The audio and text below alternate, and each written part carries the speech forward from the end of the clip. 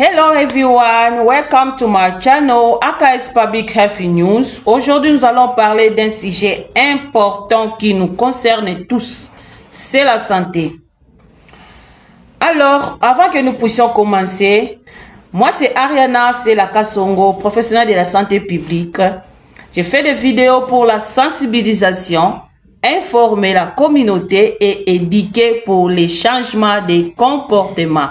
Alors, mes chers très amis, ma famille, je vous demande de rester jusqu'à la fin de cette vidéo pour comprendre et connaître que signifie la santé. La santé n'est pas seulement l'absence des maladies, c'est un état de bien-être physique, mental et social. Sans la santé, il n'y a pas la vie épanouie, pas de progrès et pas de bonheur durable. Dans cette vidéo, nous allons explorer ensemble les dimensions essentielles de la santé et découvrir comment chacun de nous peut la préserver au quotidien. Premièrement, nous allons parler de la santé physique. Le corps est le premier reflet de la santé. Une bonne santé physique signifie avoir de l'énergie, de la force et un système immunitaire qui nous protège contre les maladies. Comment est-ce que nous devons garder notre santé physique? Premièrement, pour garder notre santé physique, nous devons adopter une alimentation équilibrée. Nous devons manger beaucoup de légumes, nous devons manger beaucoup de fruits, nous devons manger les légumes et puis les aliments qui contiennent de protéines pour que nous puissions avoir une bonne santé physique. Nous devons manger les aliments équilibrés. So monita ya nana ezali mama lia nana omoni malala période ya malala lia ba fruits, lia banana, ba pomme verte, rouge, lia vraiment pour maintenir la santé physique. C'est très important. Et puis il faut que la main soit propre.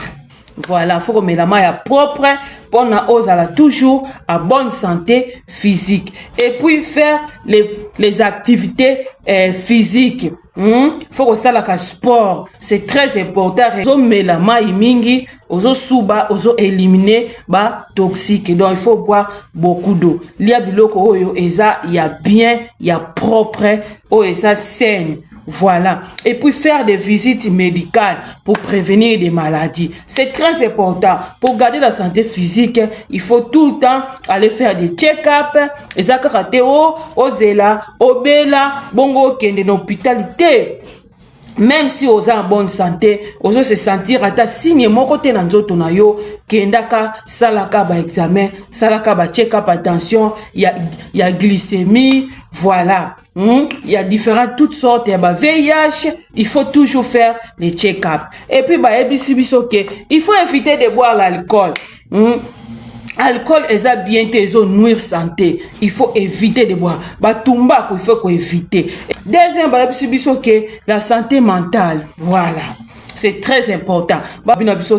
La santé mentale est souvent négligée. Souvent on néglige la santé mentale. La santé mentale est souvent négligée, mais elle est fondamentale. Elle influence notre manière de penser, de ressentir et d'agir sans équilibre mental. Même un corps en bonne forme peut souffrir. Voilà. Pour résoudre ton problème de santé mentale, qu'est-ce que tu dois faire pour que tu puisses avoir une bonne santé mentale? Qu'est-ce que tu dois faire? Premièrement, il faut bien gérer le stress et se reposer suffisamment. Il faut qu'on l'a la cap.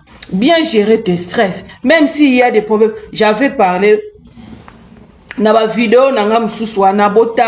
j'avais aussi parlé de stress. Comment gérer le stress? On a expliqué parce que j'ai déjà fait les vidéos pour les stress. Na la vidéo na sala qui na parla qui santé le bien-être. Il y a un sujet de stress là-bas. Voilà. Attends problème aux gens nini so stressé il faut qu'on gérer yango.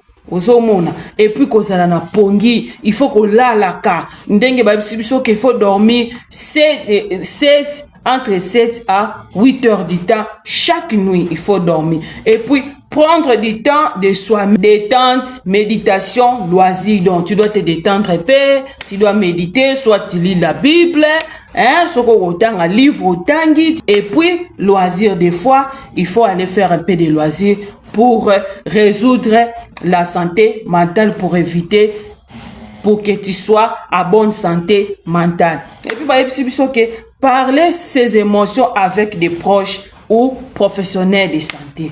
Problème, il faut toujours partager. Il ne faut pas garder le problème seulement pour toi-même. Partager. Parce que quand tu partages mentalement, tu résous. Tu es en train de te traiter mentalement. Il faut éviter de rester toujours avec des problèmes. Oh yo, ça moral na yo, ça yo mentalement. Voilà. Troisième, santé sociale. La santé ne se limite pas à l'individu. Elle dépend aussi de nos relations avec les autres et de notre environnement. La santé sociale signifie vivre dans un cadre sûr, avoir des relations positives et participer activement dans la communauté. Et puis, comment est-ce que nous devons gérer notre santé sociale? Nous allons traiter ça par rapport à premièrement, entretenir des relations familiales et amicales solides. Voilà. Faut que vous ayez toujours une bonne relation avec les gens. Ozo mona poto yebite oyo nani akusunga yo soignaka relation bandeko balandi ya public health news to soignaka ba relation na biso na ba oyo nyonso po oyebite nani akusunga yo. Bon bino pe bosungaka bato e koma te ote kasi ngam na sunga ki soki ngai te eza nini mutu mususu nzambe apesa ki ye ke yonde parce que traça qui déjà destiné na ye que faut aller kana mutu boye pona nini ye mutu wana azwa nini azwa yako vivre mais yo soki opesi muninga de bible que non et loba soki droite apesi gauche esanini eyebate de vie eza yango wana. Donc il faut toujours soigner des bonnes relations. Zala toujours na ba bonne relation avec les gens, soit na famille pe basungaka, soit ba ami pe bako sunga. Mais biso pe soki pe osungi inutile pe ekosala ngo publicité. Et kozala keno osunga ki mutu mobo et que boza so contact et komi problème te. Via mutu nzambe mutu atrasaka yango tozala toujours na mutema malamu so mutu ayeli yo asengi yo azana problème social azana problème sunga ye parce que donc eza bongo nzambe atrasa kike akoleka par mutu inter mutu wana yende akosunga ye. Deuxièmement babina biso participer à des activités communautaires. Pour que tu puisses avoir la bonne santé sociale, il faut vivre dans un endroit sain, zalana isika o eza bien propre et puis eza pe na sécurité et puis solidarité ezali bolingo, il faut ezala na environnement oyoyo ozo vivre nango. Voilà, bandeko balandi ya AKS Public Health News. Nous la santé est un trésor. Elle est à la fois physique, mentale, sociale. Prendre soin de sa santé, c'est investir dans son avenir, dans sa famille et dans sa communauté. Chacun de nous a un rôle à jouer. Bien se nourrir, rester actif et créer un environnement sain autour de toi. Merci beaucoup bandeko balandi ya Public Health News. Lelo touti kolobela santé. De tolobike, tous en santé physique, santé mentale et santé sociale. Vraiment, bon continuer ko s'abonner na chaîne na biso ya Public Health News. Nzambe apambola bino. Merci na balandi nyon surtout ba oyo bazo continuer ko partager na ba oyo bazo continuer ko s'abonner. Bo s'abonner massivement na chaîne na biso po toyeba na ko éduquer population. Toza awa po na ko informer batu et ko zala moni message oyo et ko sunga mutu moko aza na problème moko metango atali vidéo oyo et pesi moi makasi lisusu ya ko continuer ya ko zala donc moi espoir lisusu ya vie. Merci beaucoup. Nzamba pambola bino a continuer ko batela biso. Merci na ba o nyoso bazo soutenir biso na mabondeli bazo pesa biso ba courage. Nzambe a continuer ko zana bino. On se retrouve à la prochaine vidéo.